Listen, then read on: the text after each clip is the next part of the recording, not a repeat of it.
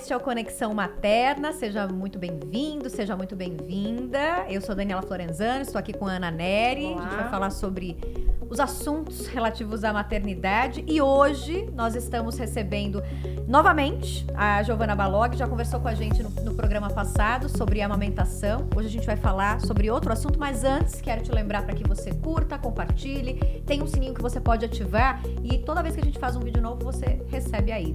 Giovana, seja muito bem-vinda novamente. Obrigada, Dani. Obrigada, Giovana. A Giovana, ela é autora do blog Mães de Peito. Na semana passada a gente falou sobre amamentação, incentivos, dificuldades e hoje a gente vai falar sobre desmame gentil. A Giovana também é autora do livro O Mamá é da Mamãe, a gente pode ver aqui a capa do livro, do Mamá é da Mamãe, que também é esse aqui.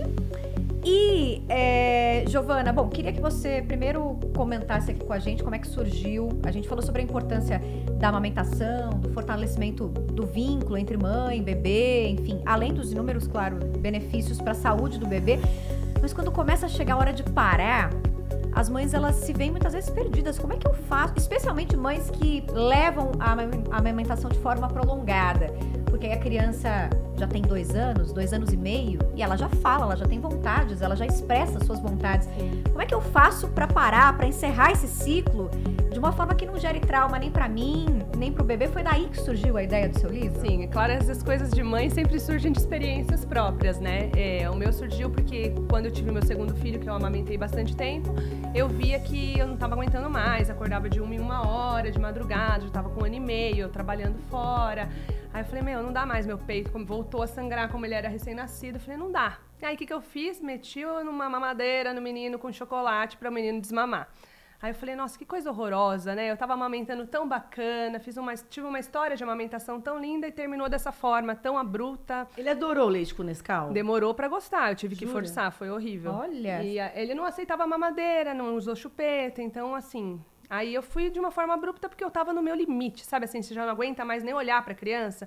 Então assim, eu vejo que muitas mães estão nessa situação, como eu estava, e que eu vejo nos grupos de Facebook, de mães, assim, tem mãe que se afasta da criança, vai ficar 1 semana longe, tem mãe que passa pimenta no seio, café no seio, faz um monte de barbaridades, põe faixa e fala que o peito da mamãe tá machucado pra não amamentar.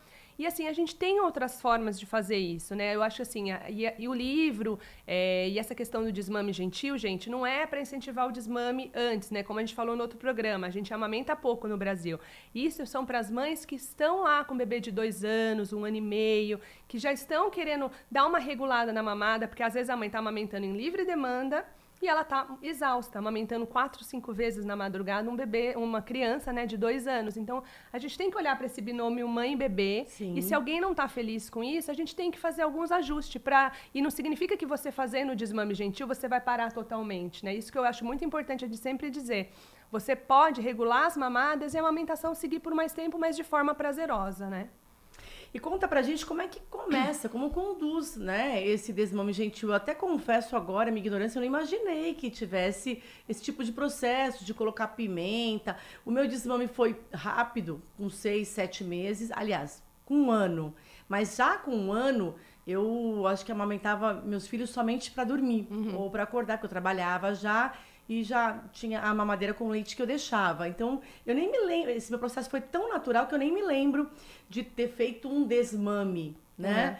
É engraçado isso, mas colocar porque pimenta... o que acontece com muitas mães é quando você insere a mamadeira ou quando você tem a chupeta, o bebê vai pegando, como a gente comentou no programa passado, ele vai começando a pegar menos ou pega errado, isso, ou ele vai se desinteressando e ele para de mamar, e aí o que as mães dizem frequentemente é, ele parou sozinho. Na verdade, teve um agente aí causando gente que vai reduzindo a mamada. Sim. Porque na mamadeira o bebê mama muito mais fácil, né? No peito ele tem que fazer um esforço maior, o movimento de sucção é diferente. Então ele vai acabar se desinteressando, e tem outro leite, a gente passa muitas horas fora, então acontece de uma forma mais tranquila.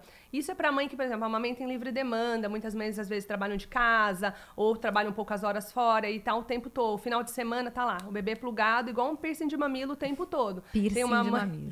Eu dou workshops pras mães e teve uma mãe que ela falou assim pra mim, eu vou na casa das pessoas e não sento. Eu falei, como assim? Ela, eu não sento. Se ela sentar, a criança vai lá.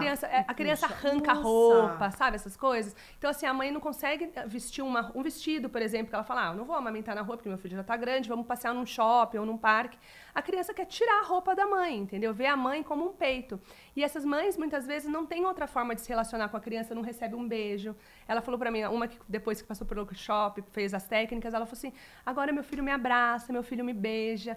A gente tem que buscar também outras formas de comunicação. Porque tudo a gente trata no peito, né? A criança ralou o joelho, peito. A criança tá insegura, irritada, com fome, tudo a gente põe no peito. Só que peito não é só alimento, né? Então, a gente também tem que buscar outras formas e reconhecer as necessidades dos nossos filhos pra gente poder atender de forma melhor, entendeu?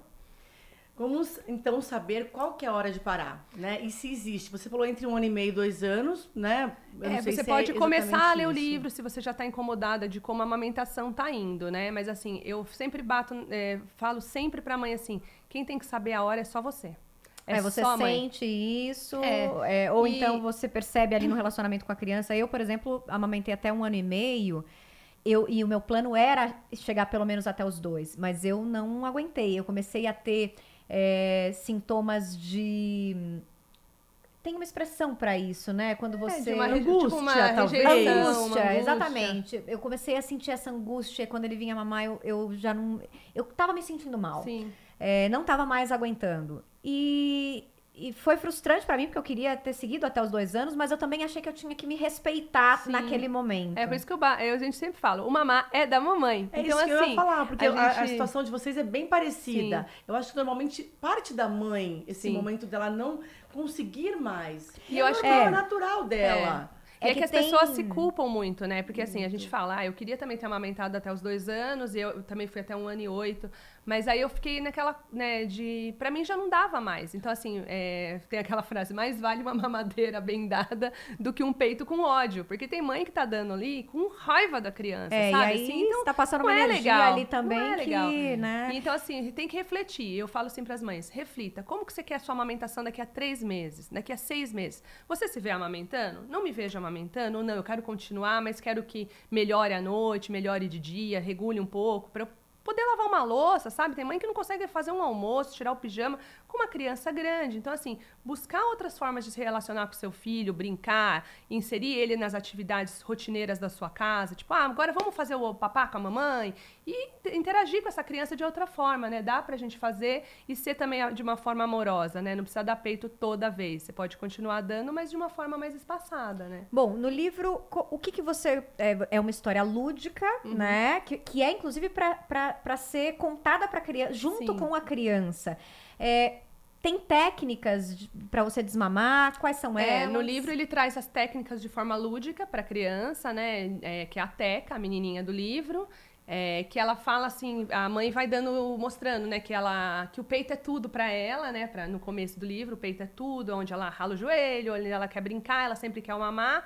E aí ela vai fazendo técnicas com a filha de encurtar as mamadas, de trocar a mamada por uma brincadeira, por uma outra atividade, até que chega um dia que a mãe oferece o peito e a Teca fala, não, mamar é da mamãe e ela não quer mais mamar. Então, assim, no livro, logo no início, tem uma introdução que eu fiz que é mesmo uma reflexão para as mães, né? Tipo, chegou o seu momento? Teve mãe que já me escreveu e falou assim, olha, eu li a introdução e falei, ainda não tá na minha hora?